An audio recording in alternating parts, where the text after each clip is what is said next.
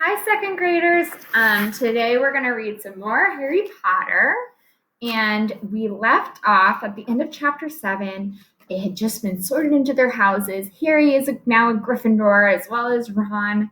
And chapter 8 is called The Potions Master. So we're going to start this chapter. And here's a little illustration that Jim Kay, the illustrator, gave us. There, look. Where?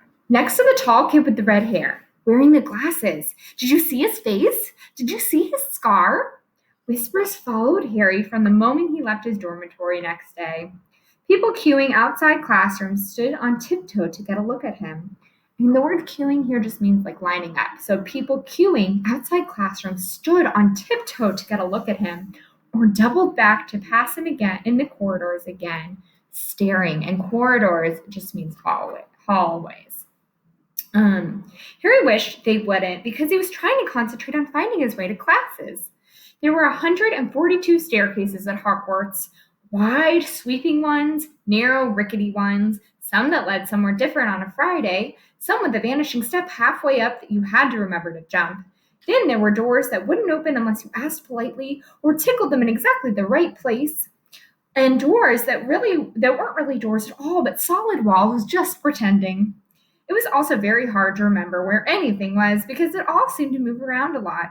The people in the portraits kept going to visit each other, and Harry was sure the coats of armor could talk. The ghosts didn't help either. It was always a nasty shock when one of them glided suddenly through a door you were trying to open.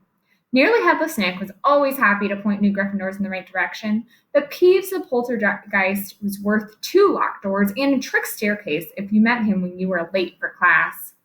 He would drop waste paper baskets on your head, pull rugs from under your feet, pelt you with bits of chalk, or sneak up behind you, invisible, grab your nose, and screech, "Gotcha, conk!" Even worse than Peeves, if that was possible, was the caretaker, Argus Filch. Harry and Ron managed to get on the wrong side of him on their very first morning. Filch found them trying to force their way through a door which unluckily turned out to be the entrance to the out-of-bounds corridor on the 3rd floor. He couldn't believe they were lost, was sure they were trying to break into it on purpose, and was threatening to lock them in the dungeons when they were rescued by Professor Quirrell, who was passing. Filch owned a cat called Mrs. Norris, a scrawny, dust-colored creature with bulging, lamp-like eyes just like Filch's. She patrolled the corridors alone. Break a rule in front of her, put just one toe out of line, and she'd whisk off for Filch, who'd appear wheezing 2 seconds later. Filch knew the secret passageways of the school better than anyone, except perhaps the Weasley twins, and could pop up as suddenly as any of the ghosts. The students all hated him, and it was the dearest ambition of many to give Mrs. Norris a good kick. And then, once you had managed to find them, there were the lessons themselves. There was a lot more to magic, as Harry quickly found out, than waving your wand and saying a few funny words. They had to study the night skies through their telescopes every Wednesday at midnight and learn the names of different stars and the movement of the planets.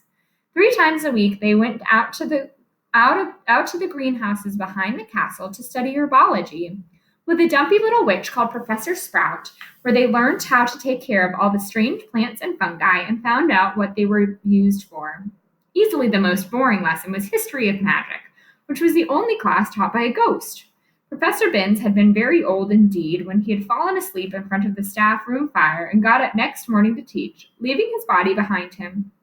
Binns droned on and on while they scribbled down names and dates and got Emmerich the Evil and Ulrich the Oddball mixed up.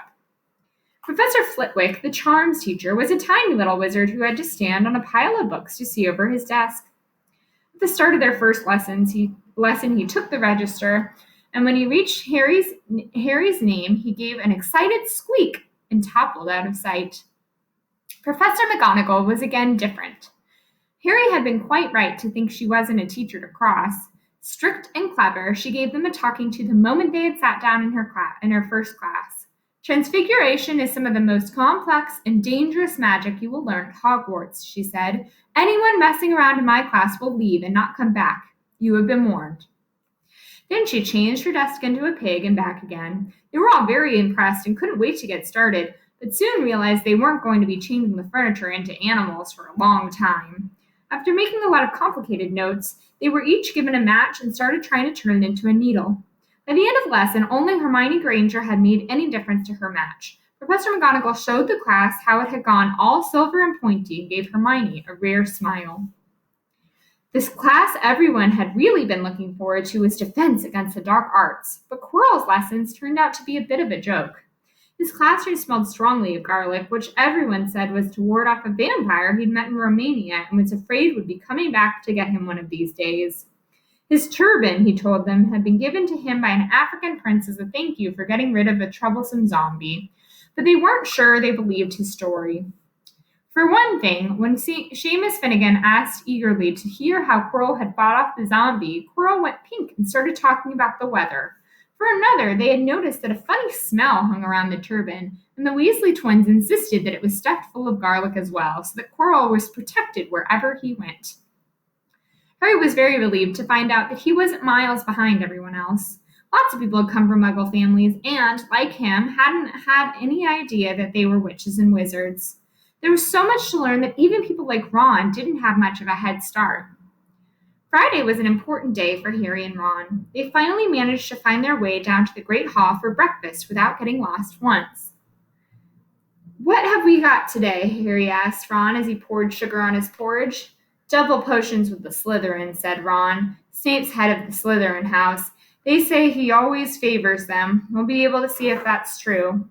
"Wish McGonagall favored us," said Harry. Professor McGonagall was head of Gryffindor House, but it hadn't stopped her giving them a huge pile of homework the day before. Just then, the post arrived, and post here means mail. Harry had to get used to this by now, but it had given him a bit of a shock on the first morning when about 100 owls had suddenly streamed in the Great Hall during breakfast, circling the tables until they saw their owners and dropping letters and packages onto their laps. Hedwig hadn't brought Harry anything so far. She sometimes flew in to nibble his ear and have a bit of toast before going off to sleep in the owlery with the other school owls. This morning, however, she fluttered down between the marmalade and the sugar bowl and dropped a note onto Harry's plate. Harry tore it open at once. "Dear Harry," it said in a very untidy scrawl, and that means just messy handwriting. "Dear Harry," it said in a very untidy scrawl, "I know you get Friday afternoons off, so would you like to come and have a cup of tea with me around 3? I want to hear all about your first week. Send us an answer back with Hedwig. Hagrid." Harry borrowed Ron's quill, scribbled "Yes, please, see you later" on the back of the note, and sent Hedwig off again. It was lucky that Harry had tea with Hagrid to look forward to, because the potions lesson turned out to be the worst thing that had happened to him so far. And we're going to pause there, so you might want to make a prediction. What do you think is going to happen in this potions class? It's going to make it the worst thing that's happened so far. We will have to wait and see. Hi, second graders.